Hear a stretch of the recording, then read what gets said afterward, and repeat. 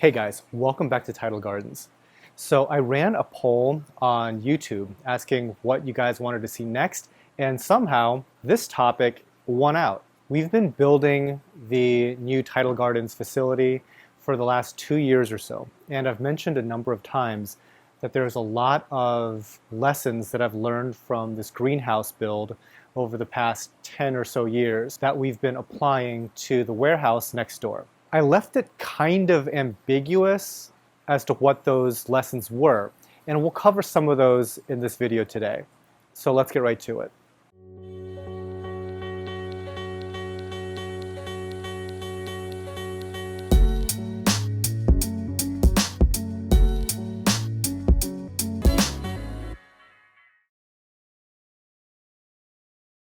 Okay guys, the first lesson that I learned is about the use of tubs. Now, when we first started the greenhouse, this sort of Rubbermaid stock tank was really the only thing that I could afford at the time. These things are less than $1 per gallon, which is kind of it's the price point that signifies whether you're getting a really good deal or not. If you're spending less than $1 per gallon, you're doing pretty darn good. Unfortunately, with tubs, there's a lot of limitations. Now, as far as tubs go, you could go with these Rubbermaid stock tanks, which are really durable. They last years. You could go with a higher price option like fiberglass stock tanks. Those are also very popular in koala farming. But all of these tubs have one huge drawback, which is you can't see very easily through the sides, meaning that the only viewable surface is going to be a top-down view. And a lot of times it's going to be obscured just by the motion of the water. Now, you might think it's not that big of a deal, but if I'm looking into this tank right now, I couldn't tell you really what all the corals in here even are. And if I'm having that level of difficulty just right off the rip, I'm not going to be able to observe the corals as well as I should be able to. So for example, there might be some corals in here that have gotten moved by a snail or something like that and are now touching each other, and that's obviously not going to be very good. There could be some things getting eaten here, whether it be by a pest or sometimes even fish develop a taste for something that they really shouldn't be having a taste for. Our foxfaces very regularly start to eat some large polyp stony corals, for example. So any number of issues could be happening in this type of tub, and it's really difficult to stay on top of and detect just because your viewing surface is obscured. Now, true, you could turn off the pumps and everything to do that observation, but still all the different angles you're not really going to be seeing. You're not going to be seeing the underside. A lot of really nasty stuff happens on the undersides of corals. So for any new systems that we're setting up, I'm insisting on glass aquariums for everything. I have to have the ability to inspect from as many angles as possible. As well as tubs have worked out over the years, it's not a part of the future. Next lesson that I learned is having a whole bunch of segmented smaller aquariums as a part of a larger aquarium. These are 30-gallon breeders, so they're not microscopic in size, but they are just small enough that I personally feel uncomfortable putting in the type of stocking levels and size of fish necessary to really keep these things controlled well. So for example, as far as fish goes, I like to have a major herbivore such as a foxface or a tang. I like to have a copper band butterfly for aptasia control. I like to have perhaps a couple of damsels and a few wrasses. All of that in a 30-gallon tank is well out of the scope of my comfort level. The nice thing about having separated 30-gallon tanks is you can really, you can set up species-specific stuff, but in the end, I just don't think it's worth it because we rely so much on the fish and other things that really do require more space. In the future, I would not have these small segmented aquariums. I would have large segmented aquariums if at all possible, or simply one giant aquarium, because that stocking level of one tang, one fox face, few wrasses, few damsels, etc., that can keep a 300 or 400 gallon tank in check. And having to duplicate that for every 30-gallon tank, it's not terribly practical. It doesn't ever really work out. The next lesson deals with this double-decker type setup for large aquariums. So I think the bottom tank here might be a 75, top tank here is a 90, and we are able to have the fish stocking levels that I would like in both to help maintain all the issues with algae control, pest control, any and all that stuff, right? It's good. And we are utilizing the space efficiently by doing this sort of double-decker. Now, next door in the new building, we do not want to be doing this double-decker thing, because the double-decker design is one of those things that works out so much better on paper than it does in practice. What do I mean by that? I've found that having a single-decker system that is at the right height is better and more productive than having two separate levels, neither of which are at the optimum height. So if I want to work on the bottom tank here, it involves a lot of like bending down and looking in there. The bottom tanks always seem to get super neglected. It's also more difficult to light these guys. We have to undermount lighting in here. It's never quite as bright. It also takes a lot of salt creep, just gets obliterated. So these lower tanks tend to get poorly lit in comparison to the upper tank.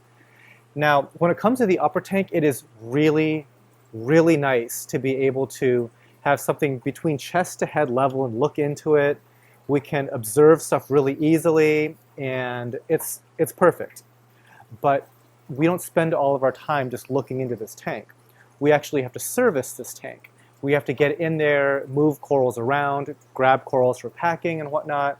And so it always involves stepping up on a step stool to get into this tank. And I'm tall enough that I can just reach around in there, but it's not super practical to then try to clean the back glass of this. It becomes more of like a maintenance hassle, and it's a minor maintenance hassle, but it's persistent. So essentially we have these two systems, the upper and lower, and neither one is a pleasure to work on. Having to deal with that day after day, it just causes this friction. That's why in the future when we're setting up the aquariums next door, that they are at a single height. I get it. Some places simply don't have the square footage to have a whole bunch of single level aquariums. In that case, you do what you have to do. Go with the double decker, go with the triple decker if you have to. I'm just telling you guys that working on this is just not that great. Worse yet, especially with the lower tank, that neglect issue that you might have can multiply in severity.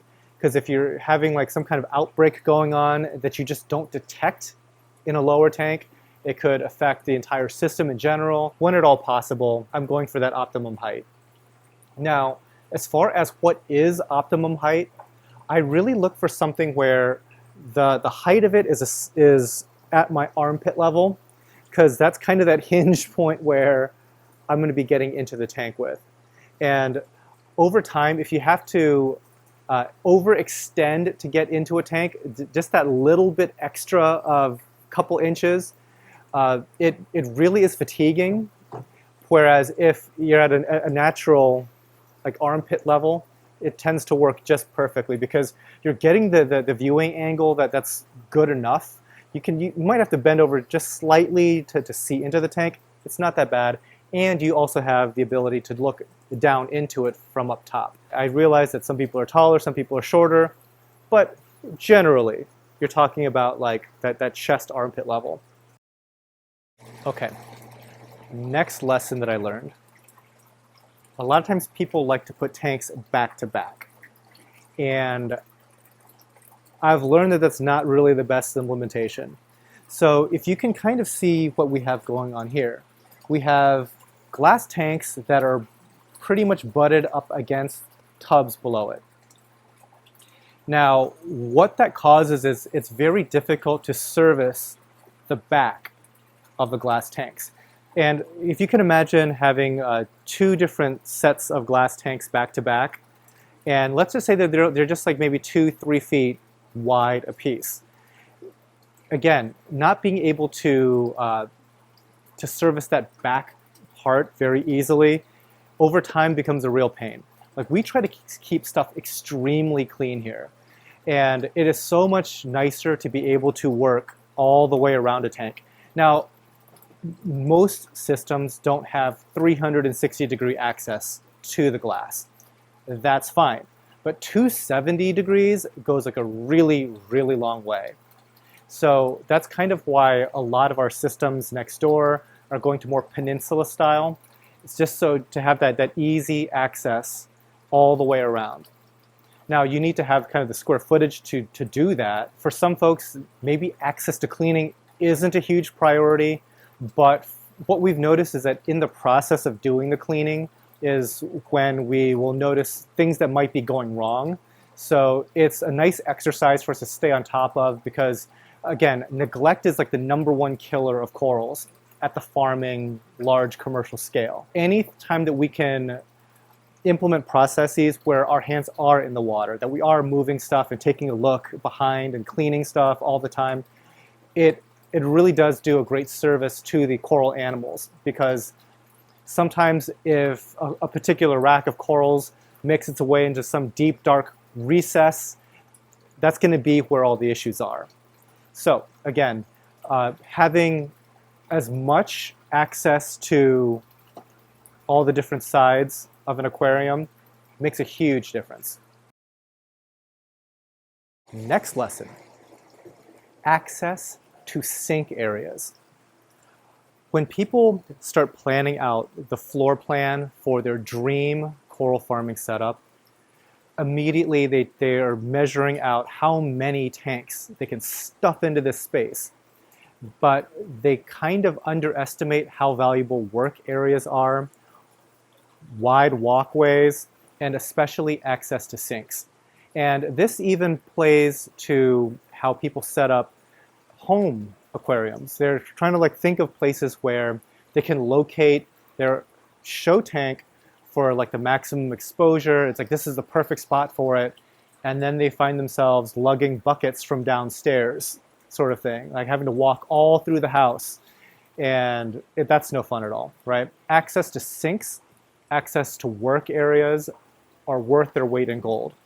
Next door at the new building, I think that we've gone overboard in prioritizing, again, walkway size, workspace size.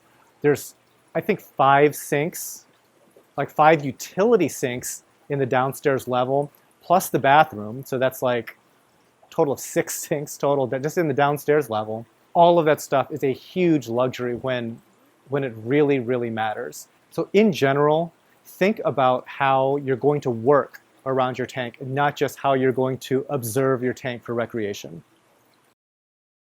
Okay, this next lesson, I might be eating my words on later, but I'm going to put it out there into the universe now.